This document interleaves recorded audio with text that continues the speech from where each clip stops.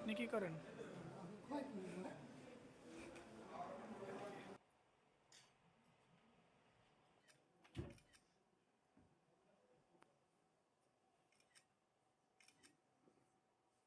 সুন্দর হয়ে যায় ছবি। একটু করেন। এক মাস নির্বাচনের জন্য আজকে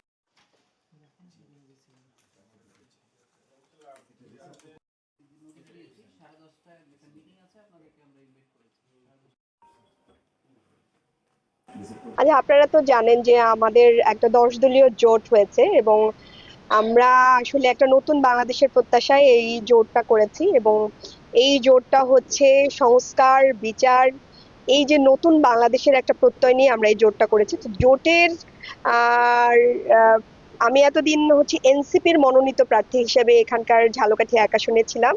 তো আজকে আমি আমার মনোনয়ন প্রত্যাহার করে নিয়েছি এবং আমি এবং আমার এনসিপি এবং অন্যান্য যারা আছেন নেতাকর্মীরা তারা ইনশাল্লাহ আমরা এবার জামাতে ইসলামী ঝালকাঠি 1-এর প্রার্থী ফজল হক সাহেব ওনার পক্ষে প্রচারণা করব এবং ঝালকাঠি 1বাসীর প্রতি আমার অনুরোধ থাকবে তারা যেন ফজল হক ভাইয়ের পাশে থাকে এবং তাদের মূল্যবান ভোট তারা যেন দাঁড়িপাল্লায় দেয়। হ্যাঁ, ফজল হক ভাইয়ের প্রচারণায় থাকবো ইনশাল্লাহ।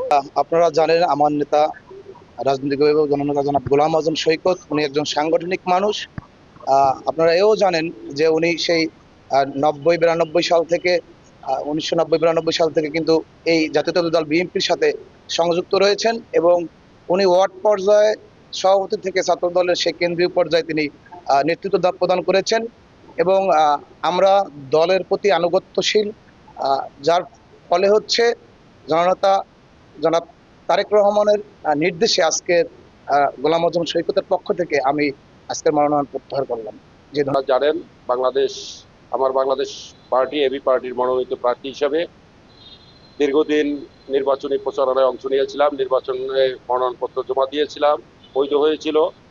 এখন দলের সিদ্ধান্তে, দেশের স্বার্থে এবং জোটের বৃহত্তর স্বার্থে, আপনারা জানেন 10 দলীয় জোট, জামাত, এনসিপি, এবি পার্টি সহ 10 দলীয় জোটের একক প্রার্থী ঘোষণার কারণে আমার দলীয় সিদ্ধান্তে আমার মনোনয়নপত্র প্রত্যাহারের নির্দেশ এসেছে এবং দলের সেই নির্দেশের প্রতি সম্মান রেখে আমি মনোনয়নপত্র প্রত্যাহার করলাম।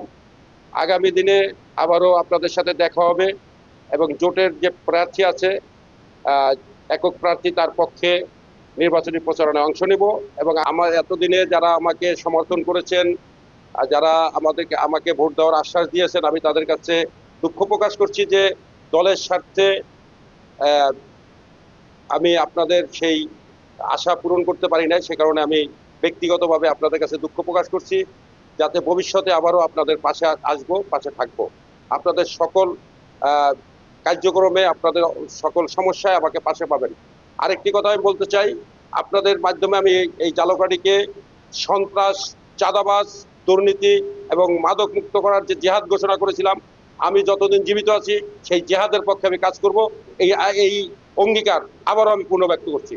জোটের যেহেতু আমরা 10 দলীয় জোট, আপনারা জানেন জামাত, এনসিপি সহ 10 দলীয় সমঝোতার জোট যে ঐক্যবদ্ধ বাংলাদেশের যে প্রার্থী এখানে আছেন শেখ নিয়ামুল করিম দাঁড়িপাল্লা প্রতীক নিয়ে উনি নির্বাচন করবেন। আমি আমার সমর্থক এবং আমার দলের কর্মী নেতা এবং সকলকে দাঁড়িপাল্লায় ভোট দেওয়ার জন্য আমি অনুরোধ করছি।